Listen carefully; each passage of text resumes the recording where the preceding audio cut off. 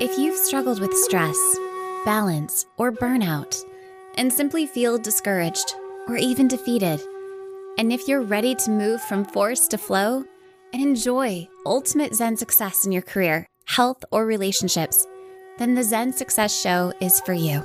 Your host, Carissa Sims, is an entrepreneur, corporate consultant, best-selling author, meditation teacher, and healer who has found her own Zen success. Here's your host, Carissa Sims.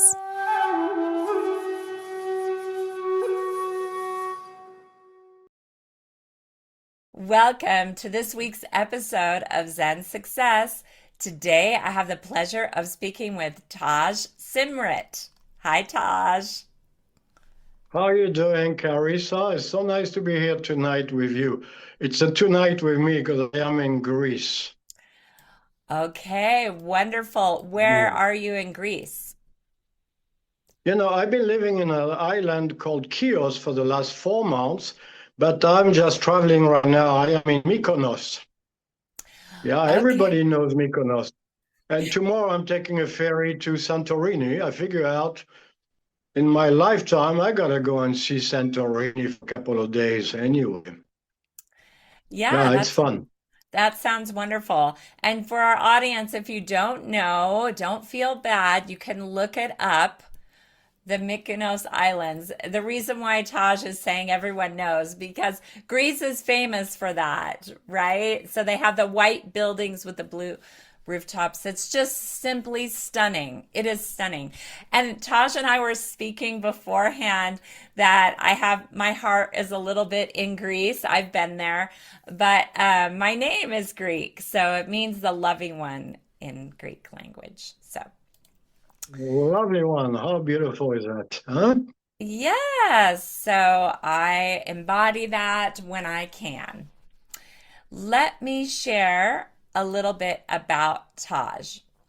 He was born and raised in the south of France. After more than a decade of backpacking around the world, he settled in the US where he lived for 30 years, earned a degree in photography, and spent 25 years working in a variety of sales positions. Following the end of a 28-year marriage, I would say that's pretty good. 28 years. I It's had actually 27. oh, oh, Yeah. you okay, interesting. Uh, That not quite 28. That was oh, enough. okay. 27 was enough. You were Yeah. rounding up. Um, I was together with my ex, my kid's dad, for 14 years, but we were dating 5 years before that. So it kind of felt like almost 20. Yeah. So I know the awakening of separation and divorce is a beautiful thing. It is a beautiful thing indeed. I concur. Yes, because sometimes contracts end and it's just time. So, Taj experienced a period of self sabotage that led to bankruptcy. Since retiring 8 years ago, he's been traveling solo, exploring a variety of spiritual disciplines in search of his true purpose. He is the author of Behold My Soul, a memoir written to inspire readers to reclaim their power and regain control of their destiny through forgiveness, love, and resilience. So happy to be here with you today, Taj. Likewise, Carissa, I'm excited about talking with you and with your audience. Yes, amazing. And there's so many things to talk about. It's like incredible. But one of the things about your bio that stood out to me is I've been singing this song in my head, and one of the lines is, with love, all things are possible. So it's amazing that your book talks about forgiveness and love. So we can talk more about that. But I really wanted to hear about your travel journeys and what inspired you to move to Greece and what are you doing there? Well, that's a good question. After after living in the US for 30 years, I just decided that it was time for me to minimize. I got rid of everything I own. I got rid of everything. I sold it. I gave it away. I gave it to the pawn shop, you name it. And then I just took a backpack and I started traveling around the world. That's been over 8 years now. And I've been traveling solo for 8 years nonstop. So I'm a total nomad. If you look at nomad in a dictionary, you see a photograph of me. I mean, that's all I do. I'm constantly moving. I've got an insane amount of curiosity built in me, which has been a blessing throughout my life. And I've got a lot of vitality, so I'm always moving, and I love to travel. And my book came out about last year, just in April, actually. The revised version came out in April. It had been like a 2-year process. And as you probably know, when you write a memoir, you write about your life. There is a lady, I think her name is Helen Sontag, that says writing about yourself is a little bit like pulling your own teeth. You know, it's like ultimate self-therapy, but you go through a lot of high and lows. So throughout the 2 years, if people ever read my book, they will understand what it means. For 2 years of, turmoil in order to write my book. And after that, when it came out, I was still traveling around India. I got my motorbike that I left in India. I've been riding all around India. I put about 40,000 kilometers around India with my motorbike. And for some reason, after about 3 months after my book came out, it seemed like I had found my purpose all of a sudden, and I was getting itchy to go back to writing another book. So I'm thinking, okay, I could stay in India and write my book. Why don't I go to, first I picked a place like Indonesia. I was going to go to Indonesia. Well, I've been traveling before to Bali, and I went to an island called Lombok. But after looking for about a month and a half, it did not inspire me. I rented a beautiful house by the water, but I was not inspired. And that always been my dream, Carissa, to go to Greece. I was born and raised on the French Riviera. And I've seen all the seven seas, most of them. But there's nothing like a Mediterranean. There's nothing like it. And I'm not being biased, just a fact. I mean, the clarity of the water and the beautiful coves and these little marble rocks, it's just amazing. So it was always my dream to go to Greece. So I'm thinking, okay, I'm gonna write a novel. I never been into novel much. My sister told me on the phone after my book came out, why don't you write a novel? I said, a novel? Why would I want to write a novel? She said, you got a great imagination. You'll do great on a novel. I'm thinking, okay. But instead of saying, I'm going to write a novel, I like challenges. I'm thinking, I'm going to write a trilogy of novels. And I'm going to discipline myself. I am not the most disciplined person on earth, far from it. But throughout my travel, the little wisdom that I acquired made me realize that everything comes from discipline, and writing comes from discipline. Because in the past, I would want to write when I'm inspired. Well, guess what? That happened once in the blue moon. I am inspired. So now I got my discipline down pat. I'm going to be in Greece for 10 months. I'm going to take a month off in between to travel, like in the off season before the summer. For 9 months of a year, I'm going to take this as a 9 to 8 to 5 job, 5 days a week. I'm going to write 1,200 words a day. Rain or shine, wind, it doesn't matter. If I'm inspired, I'm not. Sometimes I write at 10 o'clock in the morning. Sometimes I write at 10 o'clock at night. It doesn't matter. And this is a discipline that I just acquired. I never had before. And when you do that, it's amazing what happened. I don't know if you are a writer yourself, but you are definitely a very creative person. I'm a creativity. writer. Yeah. Okay, you are a writer, so you know what I mean. If you wait for creativity to come, you will never find it. So you have to discipline yourself. And I actually was reading a book, a great book by, I think his name is James Clear, Atomic Habit. I don't know if you read that book. And he talks about the discipline. He calls it implementation intention, where you make an intention and you implement it. Like I'm saying, I'm going to write 1,200 words a day. no question asked. And when I go to bed, if I've not written 1,200 a day, that day I will write more the next day. So I learned from that. So I am living, I've been living, now I'm traveling for a few days. I'm going to Santorini tomorrow. But I rented a house in a medieval village, imagine that, Carissa, in a medieval village overlooking the Aegean Sea on the western coast of Chios, which is right near Turkey. Guess how many people live in this village in the wintertime? On one Uh, hand, 5 people, including myself. And I've got 18 cats that I counted to feed. That's wonderful. So I have all the peace and quiet I want. And then I decided to come to Mykonos. And like an idiot, I didn't realize it was going to be the spring break. So it's full of people. There's all these English people and all these kids all around the place. So that's a good learning experience. But I'm going back to Chios on Friday. So I go back to my okay. peace and quiet. Oh, Yeah. Did that's, I answer your question? I think Yeah. so.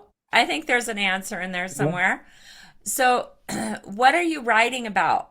What is the topic of your novel, or is that top secret? Yeah. Okay, let me tell you one thing. When you write a spiritual book about yourself, guess what? Who wants to read about me? Who knows me? Nobody knows me. So if I had wanted to publish this book for a traditional publishing company, I could be living 1,000 lives before that happened. If want to talk to a guy like me. Even to this point when I'm sending free copies to friends that have not purchased my book a year later, although I gave them a lot of chances. I discounted it. I gave them all kind of incentives. People are not so interested in reading about memoirs. So I decided to write a novel, and through that novel, my heroine right now, she was in jail after all kind of adventures. So it's kind of, the heroine is kind of a little bit like me, but the upgraded version of me, way smarter, way more insightful, and much more beautiful than I ever was. But a lot of stuff happened to her. And throughout, so I nearly finished. I'm excited because I nearly finished the first book. Okay. Going to be finished in a few days. Obviously, I've got to do all the editing. That's going to be the next 6 months after that. And You the know, second and third book, I have no idea. Yeah. okay. Well, that's perfect. You have a blank slate. Well, Wow. congratulations for almost finishing the first book. The energy of Well, it kind of reminds me of Alias. Do you remember that series? Jennifer Gardner. Anyway, she was probably a not. heroine and just like uh, was trapped and learned to fight and fend for Yeah. herself. And so I love that theme.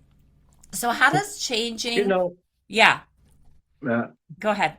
this is the old team that they've been exploiting that team for centuries, like all the writers and all the cinematographers. That's a hero's journey of Joseph Campbell, the person that has everything and falls all the way down and just pick itself up. So this is my story that I put through now. But it's very liberating, I tell you, because now that I've finished my self-therapy, you write a book for 2 years and 3 months. You're like sitting in front of a totally neurotic psychiatrist and telling them your life. I mean, you're getting more crazy at the end than you were at the beginning.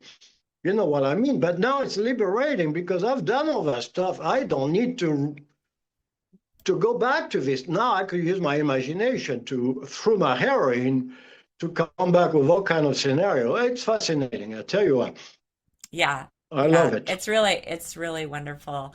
It took me 10 years to write my book from idea to Yeah. publication. I mean, 10 years. I'll have to say that I wrote I've written many books, but I've only published five. And so I have much more in me, and I know, but it is such a journey, and I found it very healing. I wouldn't say mine was a full memoir, but it did have aspects of my life and my healing journey. It was about anger and emotions and healing through that. Yeah. Join a club. Yeah, Yeah. exactly. I Well, think that's very common. And accepting anger, like loving the anger and not seeing it as the enemy, you know? Yeah. Yeah, you remind me of Carl Jung here. You gotta love the shadow. Yeah, maybe. If I you didn't don't know make that. friends with your shadow, yeah. How does changing your location inspire and motivate your creativity? Well, it's just amazing because well, no moving. I mean, imagine traveling. I've been through about 30 different countries in the last 8 years. So inspiration to me, I've always been inspired by nature. But I tell you one thing though, there is nothing more inspiring, I repeat, than the Mediterranean Sea, seeing that blue and the green on the rocks and the dryness. And it to me, I mean, this is my terroir, they say in French, my blood, it's in my bloodline. But I have, as I say, my inspiration comes from discipline because once you start writing a novel and you have no idea what's going to happen, I tell you what, I don't know what's going to happen in the second book and the third book. The first book, I had some guidelines, but very rough. But when you get on your laptop, on your tablet, and you start writing, you start inventing things on the spot. And this process, I found this process, I'm addicted to it because I have no idea what I'm going to write about. And at the end of a page, when I read, I go, where's that stuff coming from? Where is it coming from? Yeah, you're So this is, channeling. Yeah. you I channel. I do that about poetry. I get inspired by Yeah, nature and I write poetry, yeah. So yeah, man, look. how can you not Yeah. be inspired? I mean, people do whatever it is. I mean, they might dance, whatever that creativity is for you. It's like nature is activating your co-creative genius. So maybe it's painting, dance, tai chi, writing for Taj, So find out what it is for you and let nature guide your life. Oh my God, you're speaking my language here. I mean, look at what Rembrandt, or the famous Dutch painter, Yeah. what did Rembrandt say? Talk about religion or talk about his creative spirit. He say, what did he say? He said, serve one master, nature. He was not talking God. For him, God was nature. Yes. Now I know it took me 5 decades because I grew up as a Catholic boy. And when I was 12, I did my confirmation. They dressed me in that white robe. I don't know if you're familiar with what the Catholic do. And then halfway through the confirmation, I was playing outside. I've always been a troublemaker, finding troubles. And I went down the ramp and I tore my robe in pieces. And my dad gave me a good beating, and that was the end of the Father, the Son, and the Holy Ghost. Okay. After that, I decided, okay, I don't believe in that stuff. I want to be an atheist. So for like 3 decades of my life, my ego was telling me I'm proud not to believe in anything. And then I became an agnostic, and Wow, then I that's started to, brave of you to say. Your of course, ego then I was started telling to you pride. There's a supreme power, there's a universal intelligence. You could call it God, you could call it whatever you want, but it took me decades to understand this. So, yeah. That's wonderful. I mean, it's a wonderful story. I mean, my father and that side of the family, they were Catholic, but my father had such a horrible experience going to a Jesuit school and being beaten every day. I mean, they would wear plates on their pants so that the beatings wouldn't hurt. And I think worse stuff happened that he couldn't even tell me about. And I'm not saying I think religion can be beautiful but just my father had an awful experience with that particular religion and he never wanted to go and he never took me. Yeah. Yeah. So That's interesting what you're talking about, because as I say, I was an atheist, and now, after being an agnostic, then I started traveling in India and started to study a lot of spiritual disciplines. and I studied Buddhism, and I stayed months in Buddhist retreat, and I studied Zen, and I studied Sikhism I'm a certified yoga teacher from a Kundalini school of yoga. Oh my God, So, amazing. I want to hear about your pranic healing too. yeah, the pranic healing, I studied that in India also. So, but what's interesting, through the studying of Buddhism and Sikhism, and I finally came back to Christianity, not so much in a religious sense, but Jesus. We all know that you believe on God or believe in Jesus or not. We all know he was a real person. We Right. all No, know he was a healer. I think Okay, that that's beautiful. And Jesus had an influence in India too. Yeah, of course, absolutely. So in my book, I talk a lot about how being subjected and learning about all these of his religion made me realize. And then I read a beautiful book by you know her, Marianne Williamson, like A Return to Love. This is a great must. A Return to Love. Marianne Williamson at one time was a presidential candidate last election, I believe. So Yes, she's very yes, I know talented. that. So, yeah, you know that. So she rewrote a book about. So it was obvious at the beginning a very religious book, but she wrote it with the emphasis on love, without it's an amazing book. So you always go back to the source, but the source is that God is that. You know, I always use that quote, which I totally love, and going back to nature, you remind me of that. Albert Einstein said, there are two ways to live your life, Carissa. There's two ways to live your life. You can live your life like everything is a miracle, or you can live your life like nothing is a miracle. Okay, I met people for traveling that nothing's a miracle to them. And to me, everything's always been a miracle. So nature for me, even when I was not believing in God, not believing in all this, to me was nonsense. God was in there, in every rock, in every blue sky, in every tree, in every leaf. There's a God there, there's a universal intelligence. So if you cannot believe in that, I mean, what do you believe in? Then you're stuck in your head. I mean, I talk to a lot of people, they're stuck in their head, like a big ego, where all of the world revolves around their head and their opinion of everything else.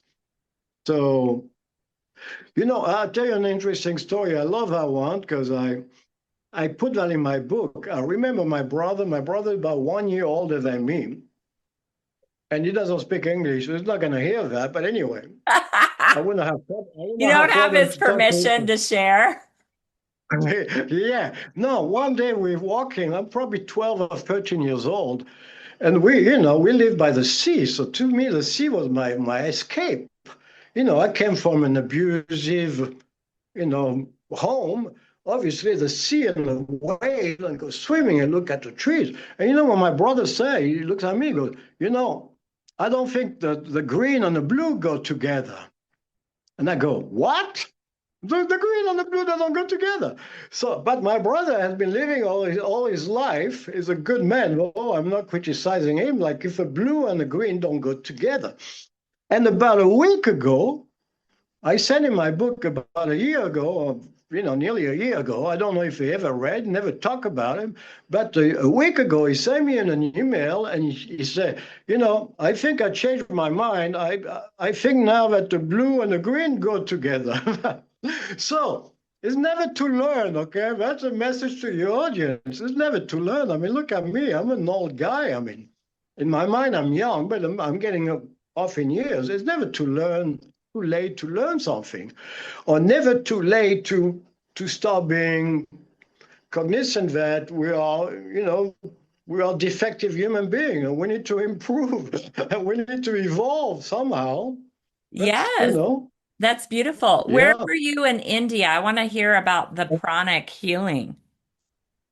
Well, I studied pranic healing in Dharamsala right after after the lockdown. I was blessed to spend my lockdown in an ashram down in Tamil Nadu, southern India.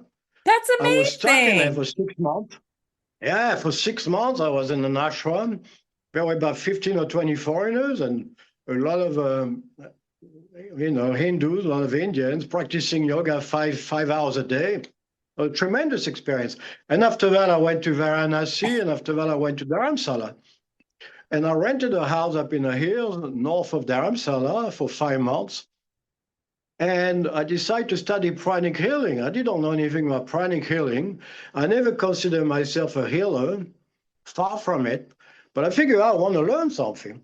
And I found this master and his wife, former college professors, extremely smart people that have been teaching pranic healing.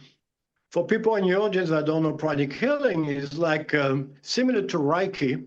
But Okay. instead of using the symbols, they don't use symbols. They use you draw that divine energy, from Oh, God or from. you draw it in the That's why air. you do. I've But heard no, of you pranic don't draw healing, it.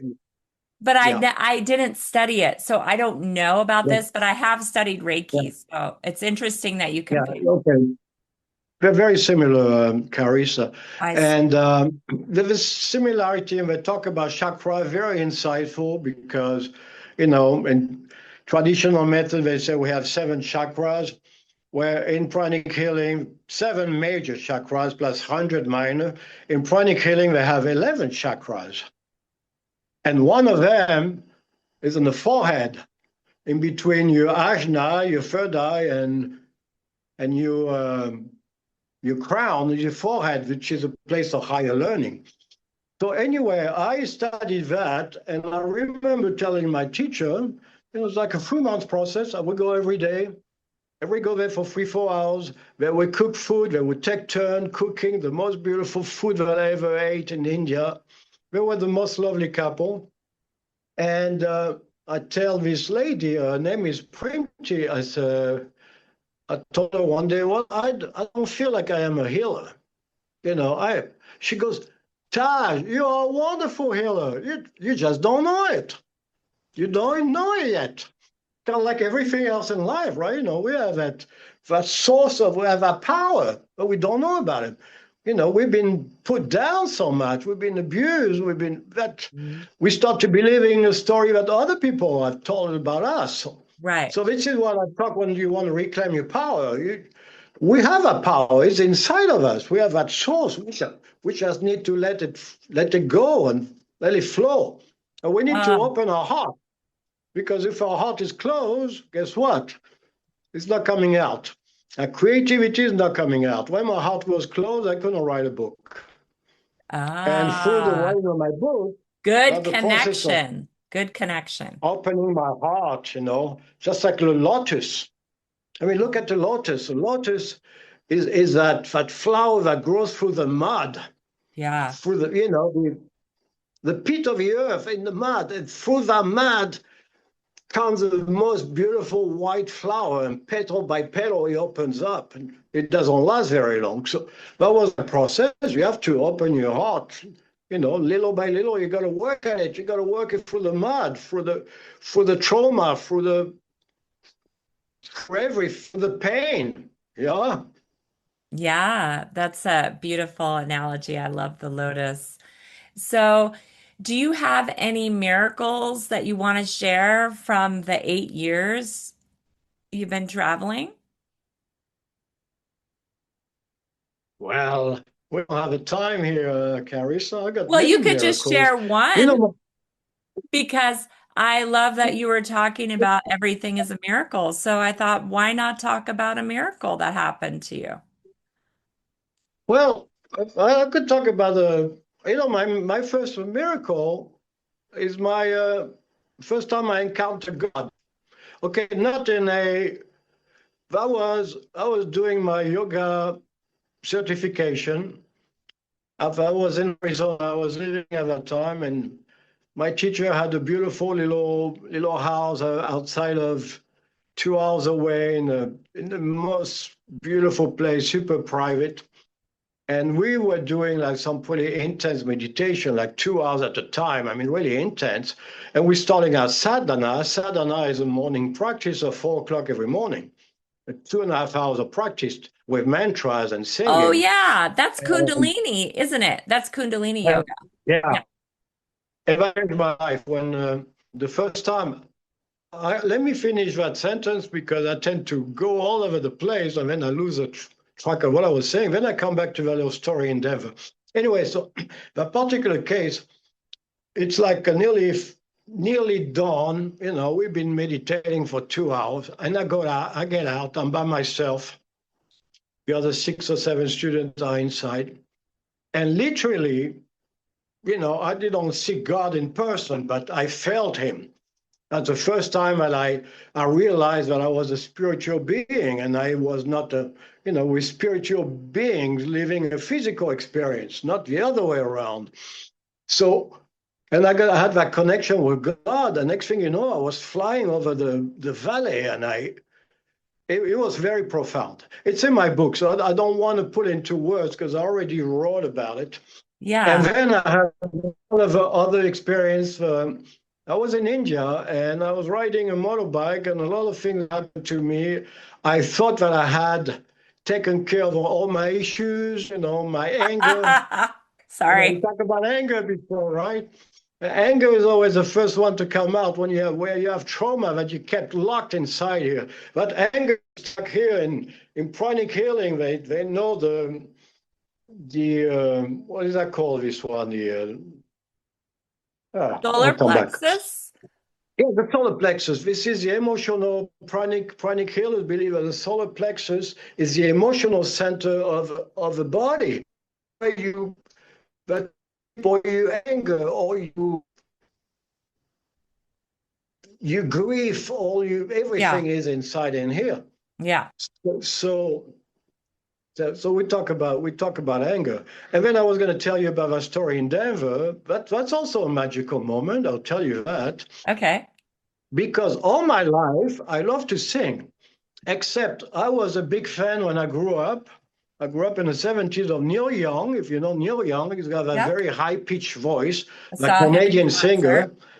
I was in love with him. I would spend my days listening to his record. I was trying to sing a song. I knew all these songs by heart. And I had another brother, not the one I was talking earlier, was 2 years older than me. But he was in a sphere of his own. We didn't have much communication. He was more like a father. But they always criticized me about my voice. He goes, "You're a worthless singer. Just stop.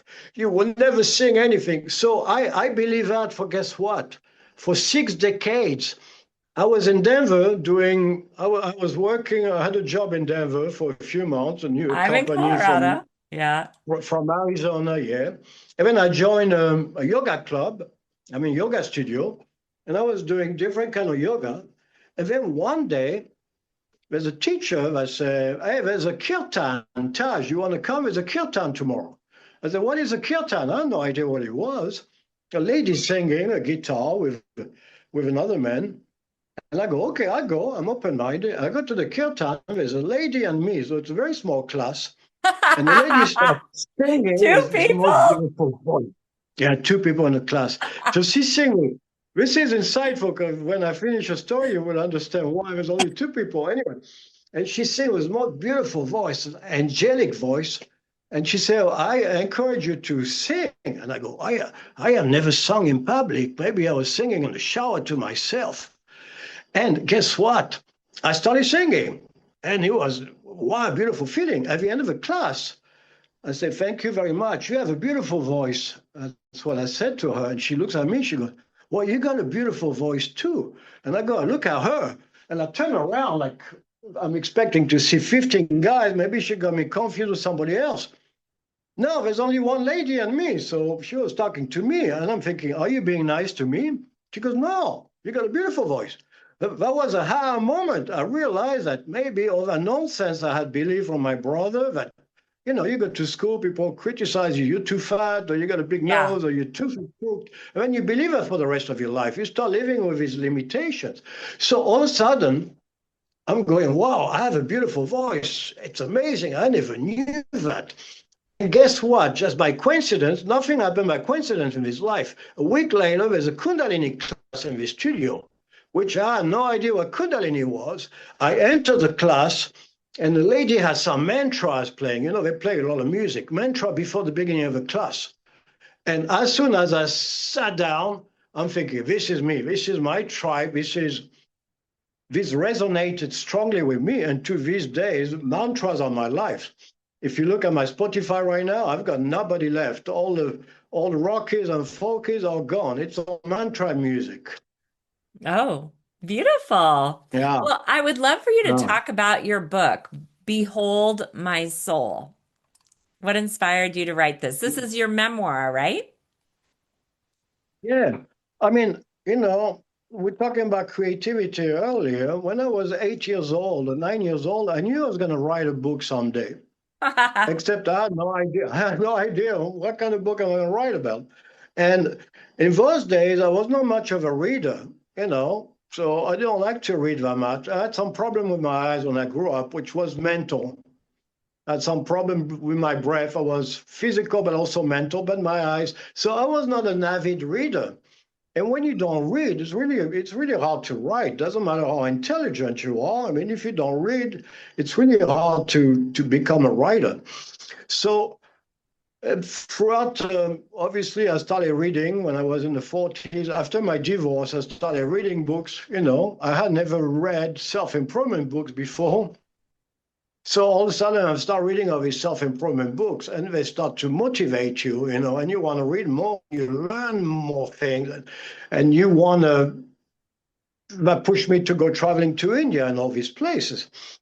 So, so it came the point. I'm thinking, okay, I'm going to write a book. Well, I still dealing with my issues. I still got that anger here stuck in my solar plexus. I got that grief stuck in my heart. My heart is like a jewel box, but it's closed. I got all these jewels inside, but it's locked. Okay, I lost the key. I can't find the key. That kind of analogy. So I'm going to write about my life. And for that 2-year process, if you read my book, you will understand what's happening. Anyway, there's a lot of things that happened. Half of my book was on an iPad, and I had not saved anything because I was a big idiot, and it got stolen in Paris with all my passport, and I lost half of my book. And the most hurtful thing is I wrote this book when I was in a medicinal plant retreat in Peru for 3 months. Well, I was writing every morning at 3 o'clock in the morning after doing ceremonies Wow. of ayahuasca. So you can imagine what's in this writing, 40,000 words. I had not Wow. saved any of it. So I had no idea what I wrote, but it was the same topic. It was about my life. So I figured out, okay, the ultimate self-therapy is to write about my life, write about my growing up, and start writing about my travels. By then, I've been traveling full-time for 5 years. Before that, instead of going to college, I backpacked around the world for about 10, 13 years. So travel has always been in my blood. That's the thing I'm good at. I'm good at something, is traveling around the world. I'm pretty street smart. So there's been a lot of ha-ha moments in my life, but I would say, and I will tell you another crowning moment is right before I went to that medicinal retreat working with shaman in Peru. A good friend of mine that had invited me, I met her in India in the Zen retreat. Next thing you know, a few months later, she goes start a permaculture project for these people in a medicinal retreat south of Pucallpa.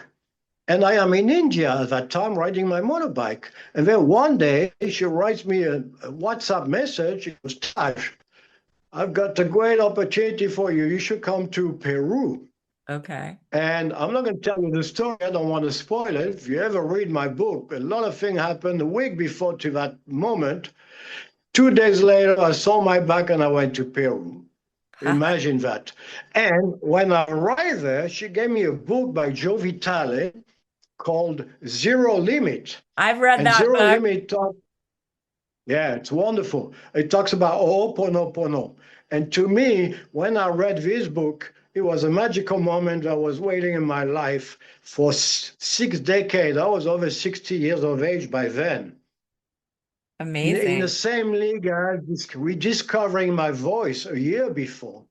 Now I start Yeah. reading about Ho'oponopono for the audience. the people in your audience that don't know Ho'oponopono, although it's pretty famous now because people know it by the 4 magical sentences, I'm sorry, please forgive me, I thank you, and I love you.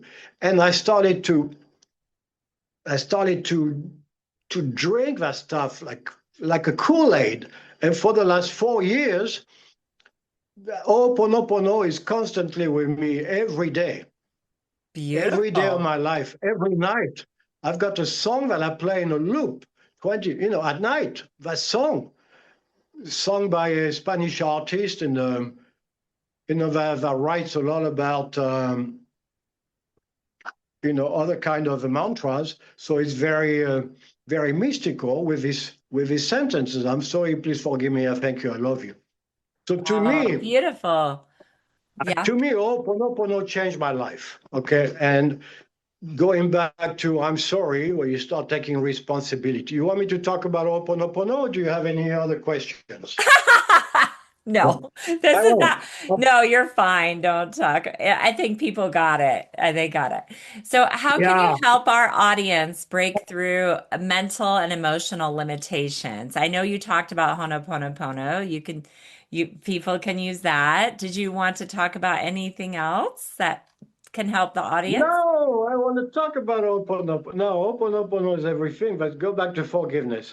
So to answer your question, I'm being funny here. It starts with forgiveness, okay? Now, the problem with my life and the problem with a lot of people in this world, every time I talk to people, I realize that the main problem in a lot of people in this world is that we all go through a lot of trauma, as you know, Carissa. Some people have different childhood. Some people have more traumatic childhood.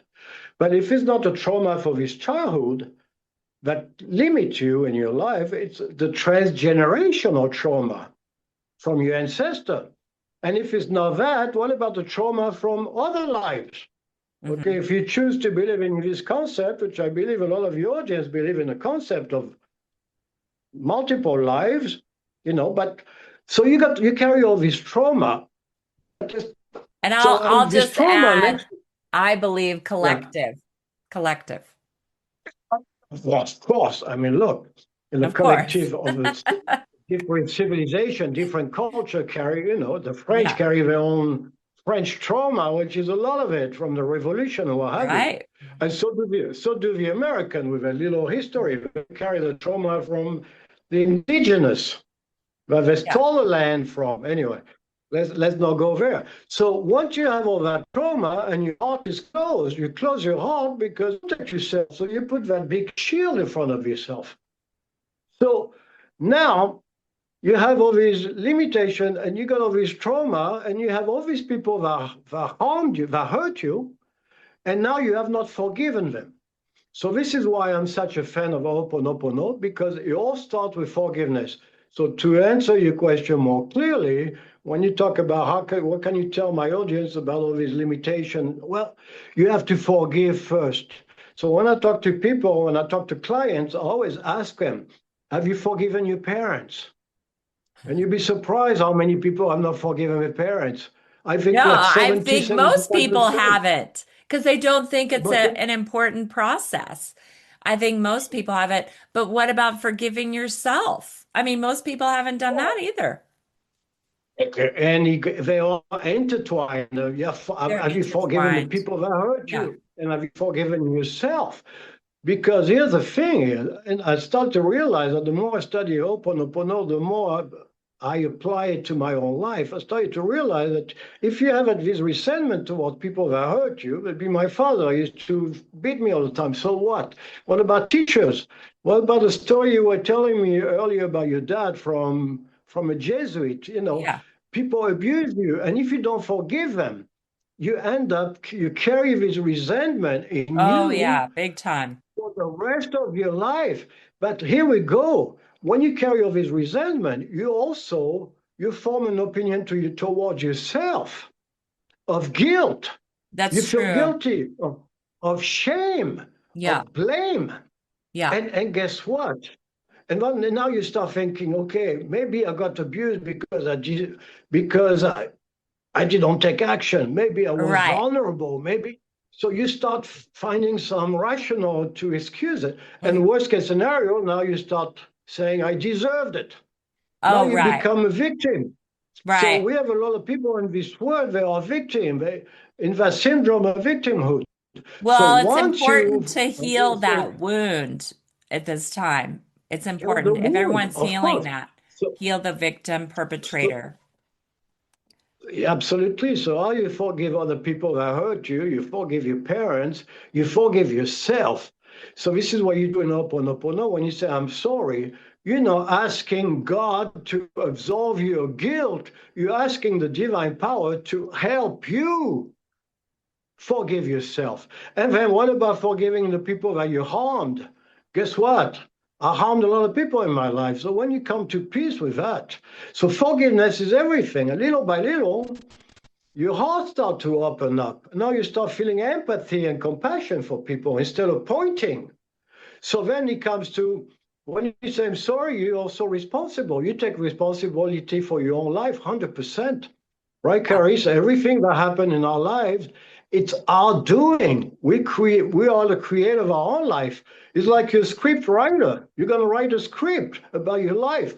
Do you want to be a good script or a lousy script? Most of the people write their lousy script and they live in it.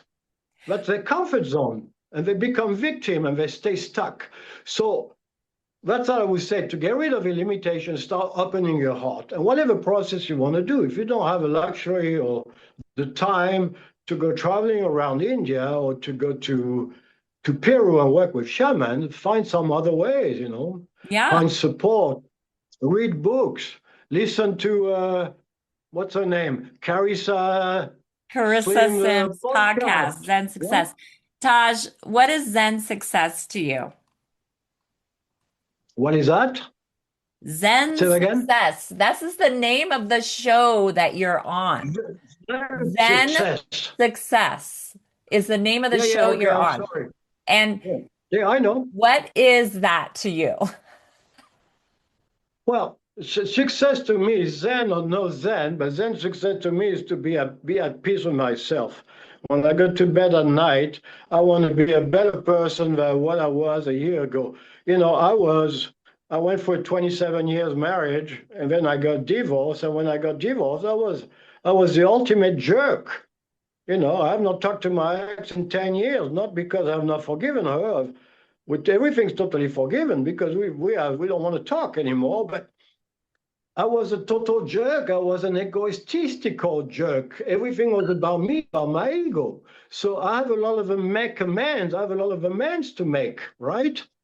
So I want to become a better person than I was yesterday. And I want to start doing good things for people. And I want to help people. And if I can give money to charity, okay?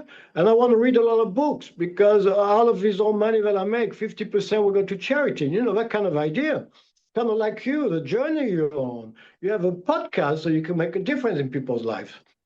Yeah. So you got to recognize that first that back to the shadow culture, we got all these defects and all these traits that we've been repressing all our lives. We have to now to acknowledge that they are here, and we have to make friends with them. Okay, and become, Okay. we have the polarities. We have to become friends with the enemy. I was a jerk, so I made friends with that. So now this is success for me is to have evolved. I believe 100% that the purpose of life is to evolve. We are human beings. We need to evolve. We have souls. But you believe that you have a soul or not, you have to evolve. You have to be, my dad died at 90 years old. Guess what? He was not the most evolved person. He was a successful person, not very evolved. But you know what he said to the nurse before dying? He was during COVID. He died of COVID, by the way. He was in a retirement center. So he just was one of the first one to fall when the COVID started spreading around. You know what he said to the nurse? The nurse told my sister later on, my sister was not allowed to go, everything was locked. He told her, I'm about to go on the most beautiful voyage of my life. I have never been on such a voyage before. I mean, imagine. And this is a man that was successful. He had money, he traveled a lot, but never like that. So that was his Amazing. evolution. He was 90 years old. He was evolved maybe at the last minute. but he knew he was going to some place where, yeah. So to me, that, and when you put Zen onto it, well, Zen, I spent 6 months in a Zen retreat in the south of India. If you ever want to go to a Zen retreat, that's the most beautiful place on earth. I keep going back to that place because I Yeah. love it so much. Well, it's been such a And pleasure hearing about your yeah, journey and books. And I'll put no. your website and how to buy your book in the show notes. I know you have so much more to share, and I Oh yeah, appreciate your definition of Zen success. So thanks for being on the show with me today, Taj. this was my pleasure, but we'll have to talk again. So maybe when I come to Denver, we'll go have a glass of wine or a glass of something else. But you could always invite me in the future. When I write my novel, maybe you invite me again. How about that? Is that a deal? Because Deal. you're a lovely person, and I enjoy your work. So keep it up. Thank you Thank very much. you. Namaste, Carissa.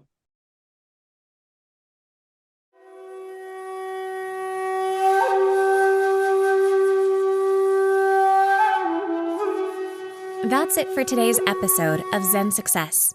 Head on over to iTunes, Google Play, Spotify, or wherever you listen to shows. Subscribe to the show and share with friends. Be sure to head on over to zensuccessshow.com to help you on your Zen success journey. And join us on the next episode. May you find your own Zen success in life.